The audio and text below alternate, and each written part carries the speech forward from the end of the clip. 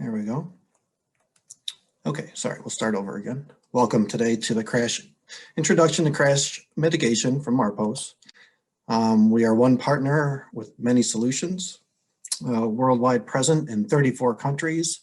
We have 80 offices worldwide, more than 3,500 employees. You can see a mix of employees in Italy, Asia, North and South America, and Europe.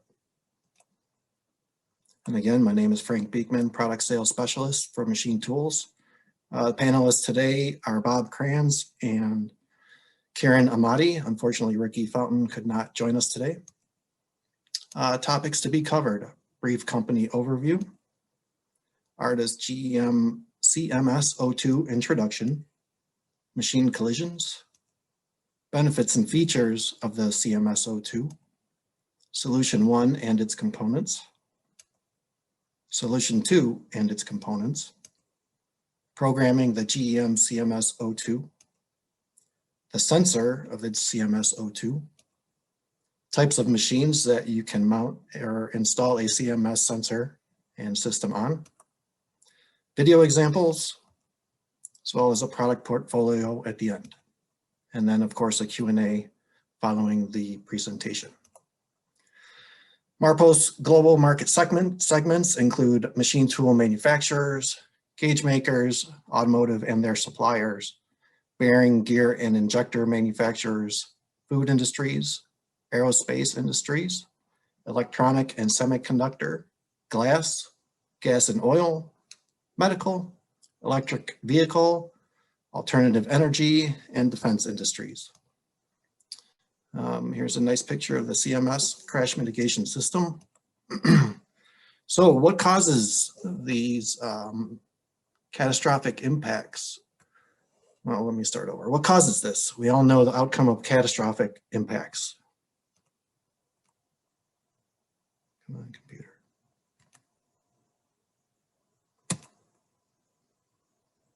Okay, my computer is stuck again. There we go. So here's one idea of a catastrophic impact that we all well know.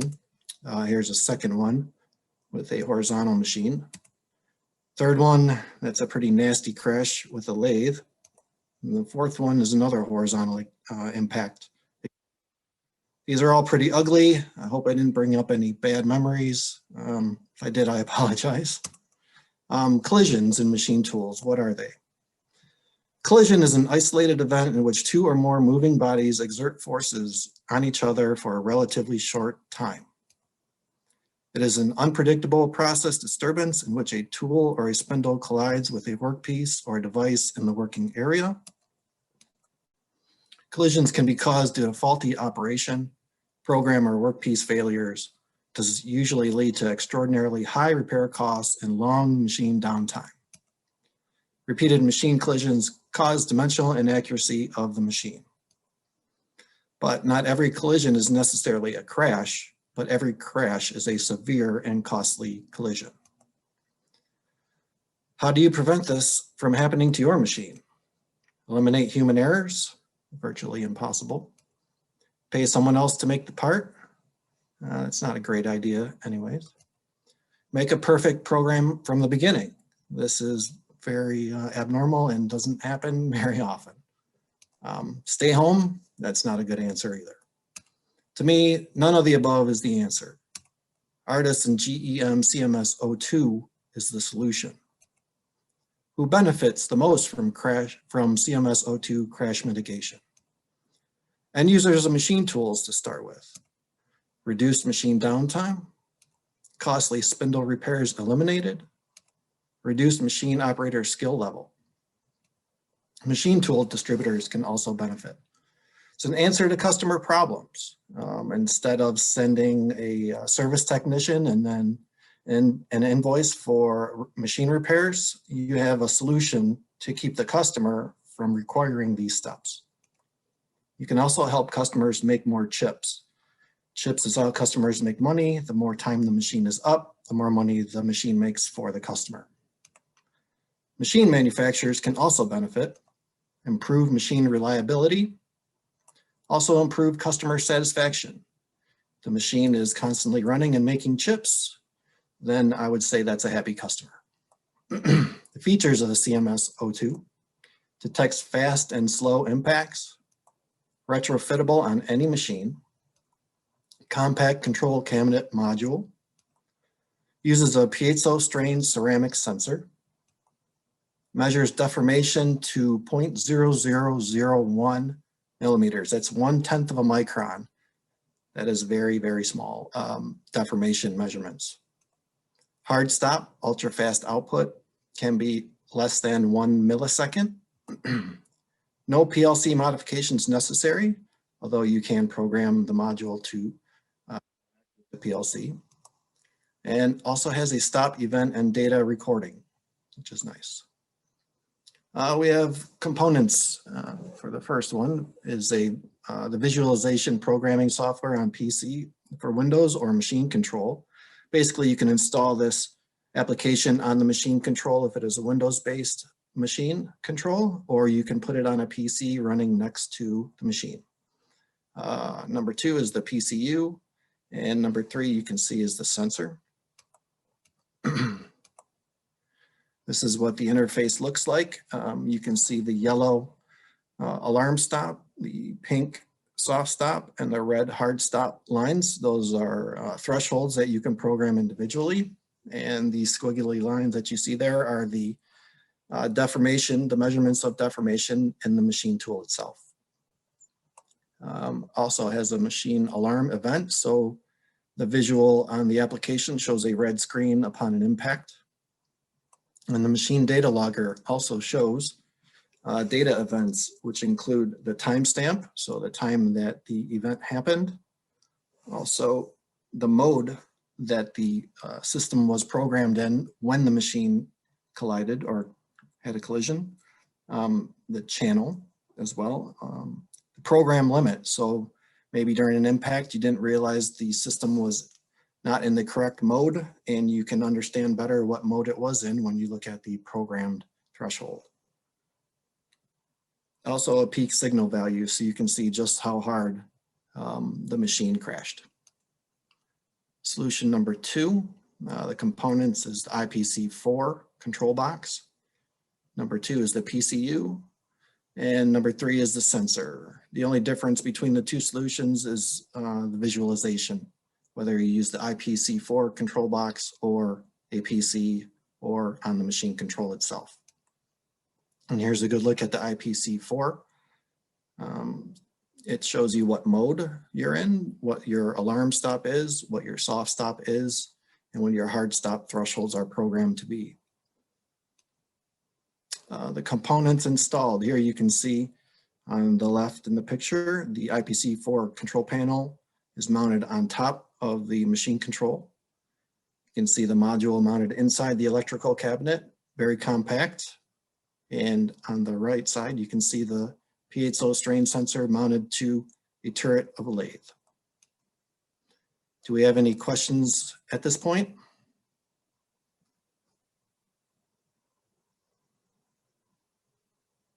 I don't hear anybody. Okay, I will move forward. So the programming of the system itself. Here it shows the modes. Let's see, come on computer, catch up. Sorry everybody, the computer is running a little slow today.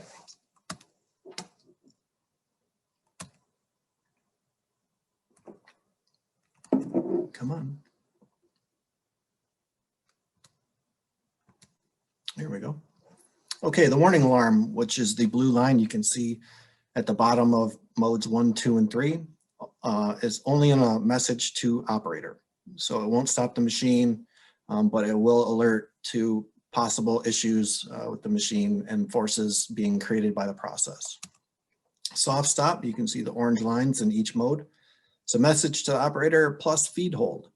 The machine should start to run after the operator checks things out, maybe takes a look and see that things are still okay to run, and then can continue by pressing the cycle start. So no machine reset is required. Now the hard stop, the red line, that's the message to the operator plus an emergency stop. The machine stops in less than 1 millisecond. You have to press the reset button to clear the alarm on either the IPC4 or the application, and also the machine tool, and reset the machine as well. More programming techniques. Just move this out of the way. CMS02 system has up to 3 modes, which I explained in the previous slide. They are selected via the control signal S1 and S2.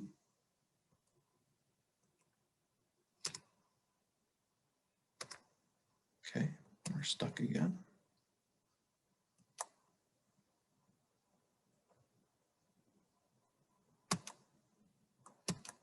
Come on now.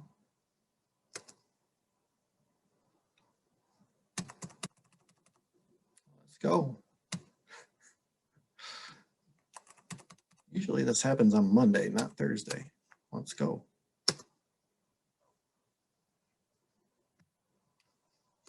There we go. Sorry about that, everybody. 3 limits are the alarm stop, the soft stop, and the hard stop are independently adjustable for each mode, like I said in the previous slide. So you can program different thresholds to accomplish what you're trying to do. Monitoring is inactive in mode 0. This mode is required, for example, during tool change to suppress interfering signals. Believe it or not, during the tool change, there are some forces being exerted on the casting of the machine, and to get into an emergency stop cycle during the machine tool change is kind of difficult and can be problematic to get out of for some people. Hey, Frank, on that last slide, Yeah. it looks like it actually has 0 to 3 working modes. Is that, somebody just asked that, I just wanted to pass that by. Okay, can you restate the question, please? Does it have 4 modes or just 3? Is 0 a mode? 3. Mode 0 would be an off condition. Thank you. Answers somebody's question. System basics. This is a display that we use within our shows, IMTS, East Tech, West Tech, that type of thing.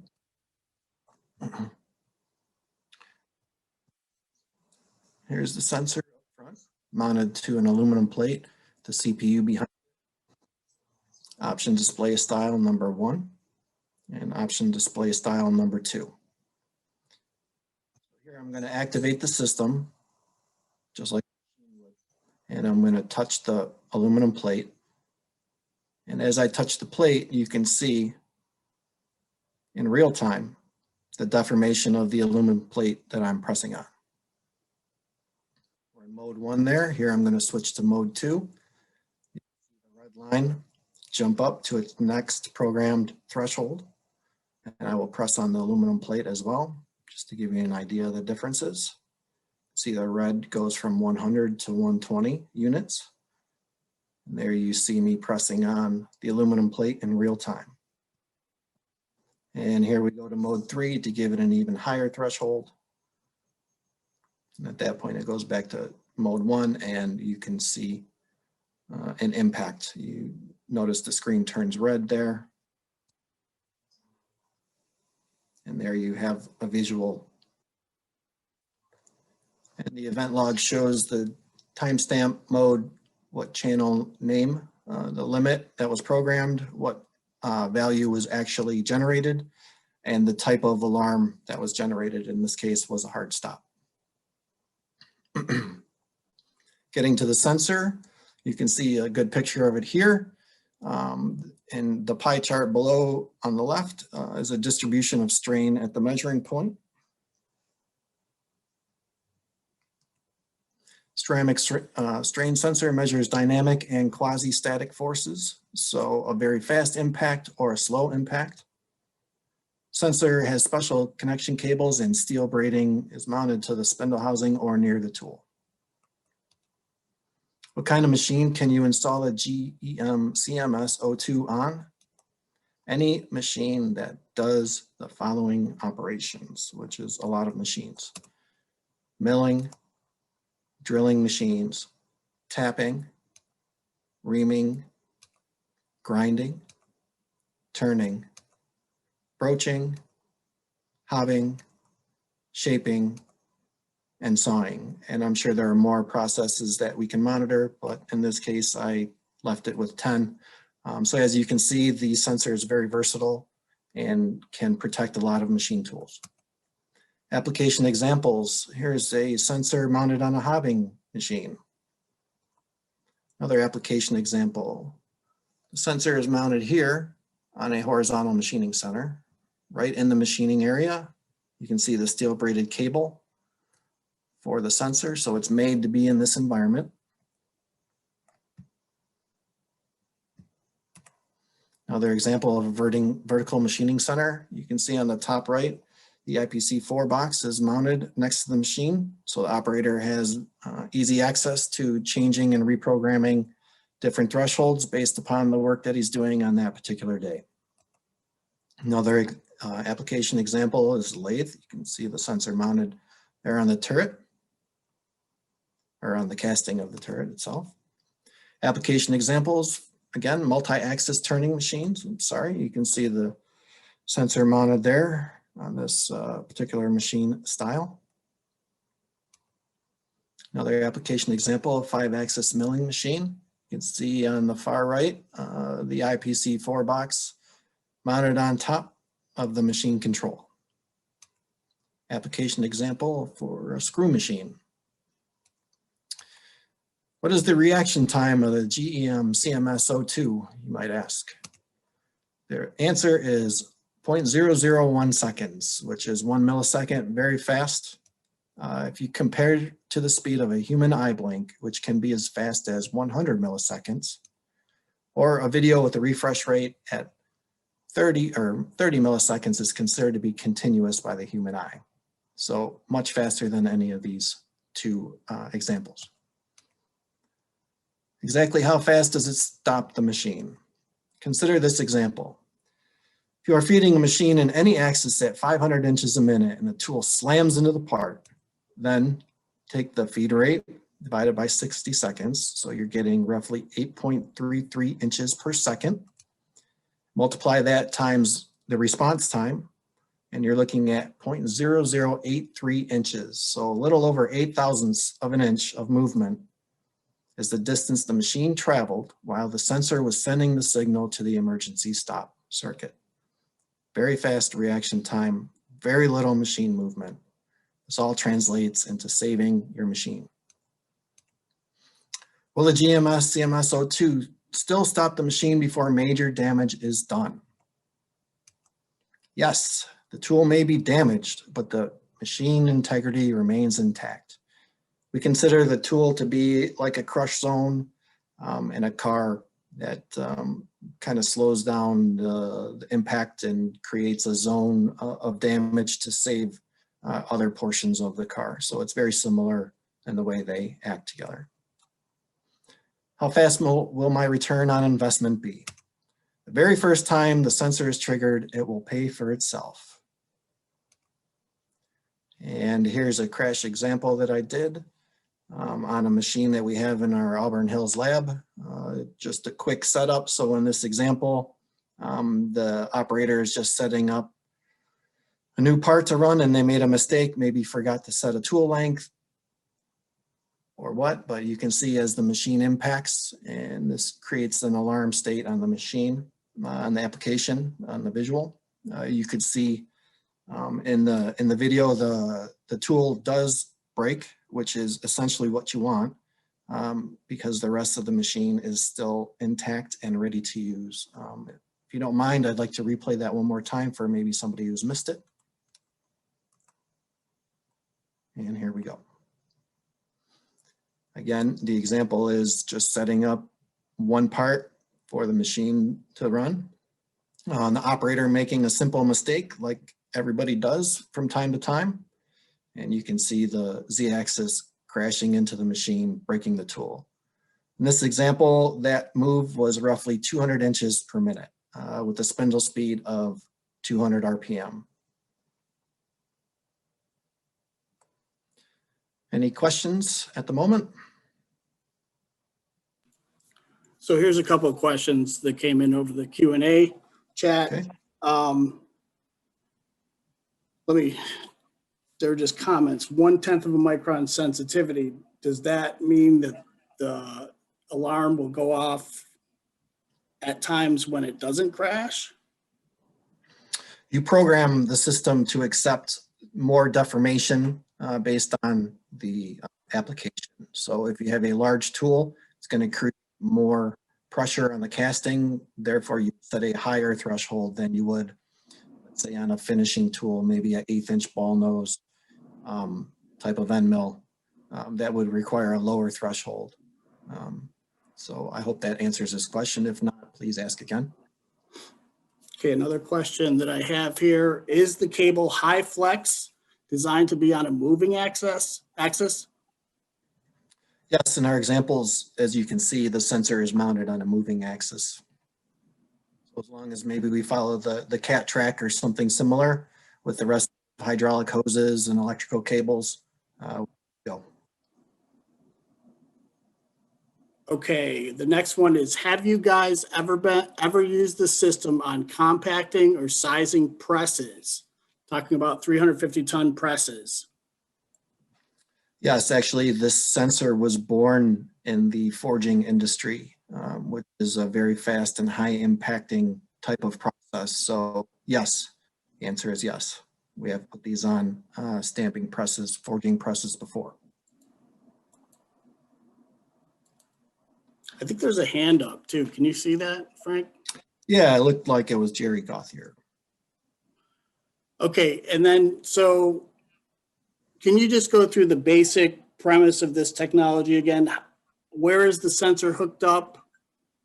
And how does it hook up to the e-stop? Yes, the sensor is directly wired to the e-stop. We don't care what control is on the machine. It could be Fanuc, Heidenhain, Fagor, Siemens, Mitsubishi.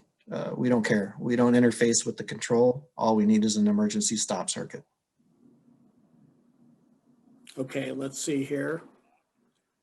0.0083 inches is specific to a machine. Can you relate it to a machine acceleration and deceleration? Yes, actually, that's very important. If it's an older machine, the X and decks are probably not the same as machine tools today. So it's relative to the acceleration, deceleration of the machine tool itself. But whether it travels 8 thou or 20 thou, my opinion, it doesn't matter. You destroyed the tool either way, saving the spindle and saving the machine.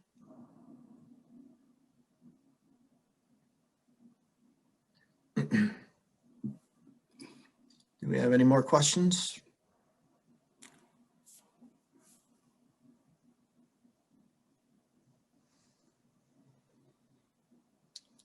Okay, Bob, do you see any more questions for me? I see one more hand up. Did we get to that? I don't know because I can't see who's. Okay, hang on. No, we're good. Okay, we're good. Okay. Just to discuss a little more about the full product portfolio for the Artis brand, it's a CTM CPU, which has 4 different types. It's just a box that mounts into the machine. The 4 different types depend upon the machine control, whether it's a Fanuc or this type of thing. So we have specific components for specific controls, and they can, the CTM CPU can control a force type of sensor or a power consumption type of sensor, static force, strain, quasi-static force, dynamic force, coolant flow. There's a lot of different types of sensors that this CPU is installed with. Also the GEM CPU, which is similar to the CTM, but in some ways is a little different. It's a general purpose module, detects process anomalies as well. The GEM GP also detects as a module that installs in the cabinet of the machine tools for static force, strain, and a few other different sensors as well. And then this is a broad overview of the Artis umbrella of products, which includes data storage and analysis, tool and process monitoring, monitoring, and machine protection. I really like the see-through 4.0. It allows data from the machine, and the tools inside the machine can be sent to the company server and shared across any platform anywhere in the world. So if you want to share data with a sister company in Alabama and you're in South Carolina, you can do that immediately. They can see what is happening in your process, maybe why their process might be different from what they're doing, even though it may be the same part. That type of situation. So I think it's very good that you can have this ability to share data. And that's concluding my presentation today for the CMSO2. If you want more information, Jorge Pena is the product manager for Artis. You see his contact information. Or if he's not available, I can certainly help as well. You can see my phone number and email address too. So please write them down and contact us for any future needs. Thank you.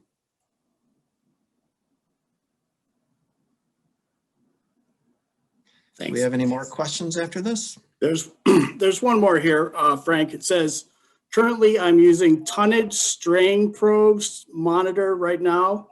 What would be the difference between my current system and yours? That's a great question.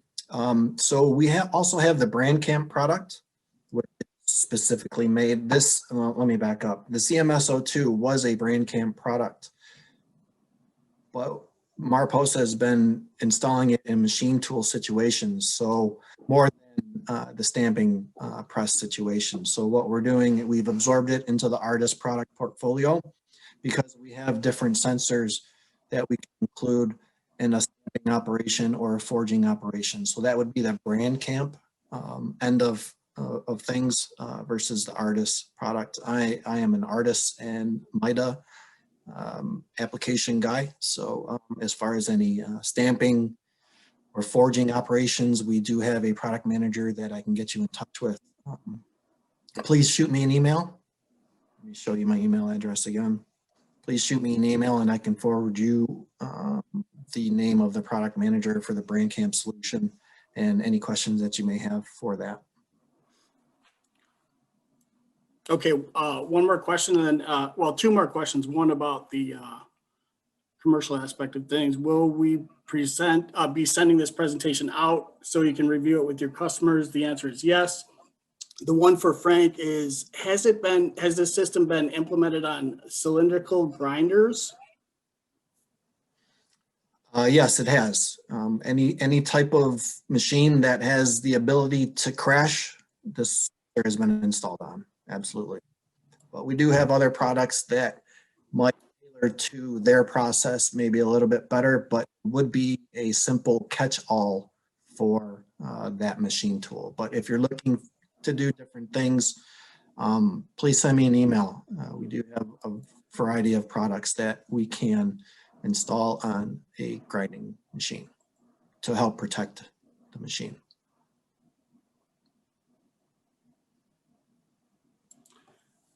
Can it be used with robots or cobots? That's a great question. I would love to see it installed on a robot.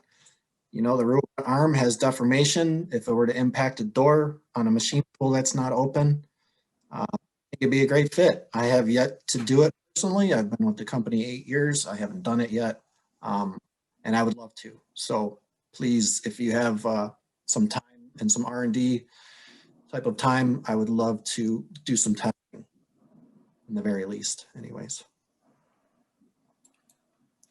One more question here. What is the difference between what you're demonstrating here and just the standard emergency stop on a machine? What is the difference? Well, there is no requirement for a human to be standing there to press the emergency stop. But, and even if there was a human there, this sensor reacts much faster than a human can. I don't care if they have their and, you know, almost over the top of the button right next to it. I mean, 1 millisecond, I don't know any human movements that can react that quickly. I don't even think, you know, like a knee jerk type of test even reacts that fast. So the sensor and the reaction time is definitely better than a human. Cobots have the strain gauge already integrated into it. How can you compare it with CMS 02? That is something I'm unfamiliar with, so I'm not going to compare it today. And then we have another question here. How much is it? Roughly starting with a just a sensor, a module, and an application that is installed on a PC, you're looking at roughly $5,500 to begin with. Depending on the size of the machine, we may need a longer cable, which adds a little bit of cost. Also, with a larger machine, sometimes we add 2 sensors, depending on if it's a bridge style machine and where the RAM is. If the RAM's fully extended, we want a sensor to be close to the guide rails on the RAM. So if it's all the way up, then we want a sensor close to that too. So again, we may end up having 2 sensors on large machines, but typically for a horizontal machine, 1 sensor is fine, or a vertical style machine or a multi-axis style machine. 1 sensor is fine. But again, $5,500 is where the price starts. I think this will probably be the last question, Frank. Hang on a second here.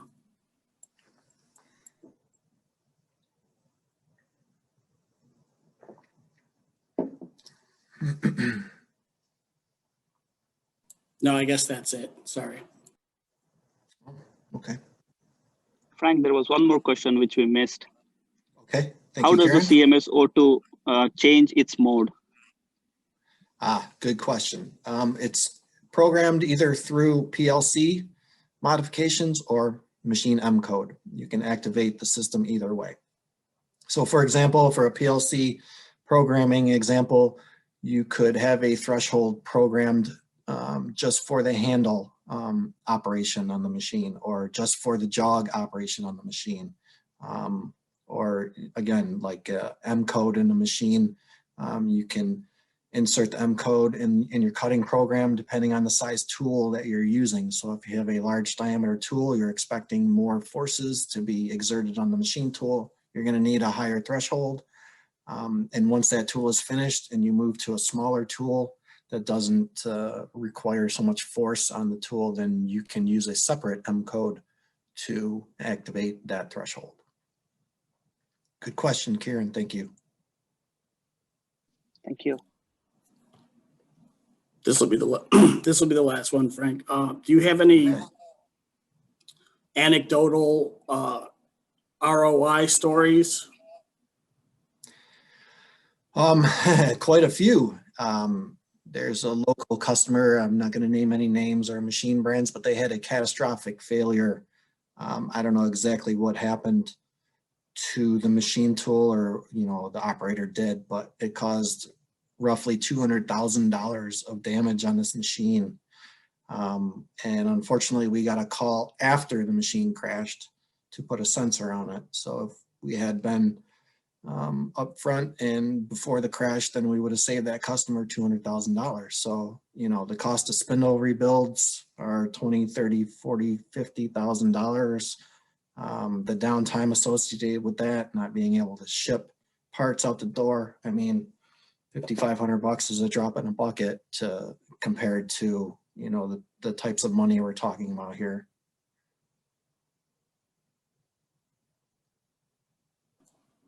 Thank you. Thank you. Frank, there is one more question. Okay. How many sensors can be installed with single controller module? Up to 2 sensors can be installed per control module.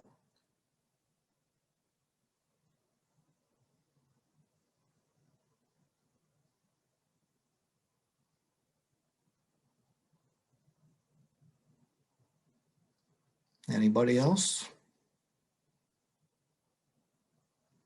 Did anybody want to see any part of the presentation over again? Maybe I went through it too fast, or you want to see the crash video again? I'd be happy to do that. Somebody's asking why only 3 modes. Sorry. That's what the system is made to do. Essentially, I think 3 modes is enough. You can, you know, group your tooling together into 3 different size groups. If you have, you know, 1.5 inch hogging end mill, you can use that all the way down to maybe 1 inch or 7/8 inch diameter tooling. They're going to exert similar forces on the machine. And then your second grouping can be, you know, smaller tooling from maybe 7/8 down to 1/4 inch or something like this. And then your third group of tooling can, you know, be anything smaller than that. So I think 3 modes is sufficient personally, but, you know, I'm open to take a look at applications where, you know, somebody might need more than 3. You know, we might be able to have an answer for that. But for now, there's 3 modes programmable.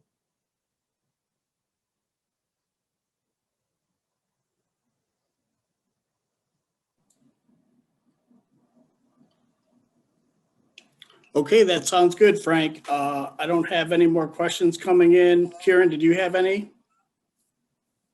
No, sir. I didn't see any. Okay, so I think you can wrap it up, Frank. Thanks. Okay. All right, everybody. Have a great day. Thanks for coming out. Appreciate it. Thank you. Thank you very much, guys.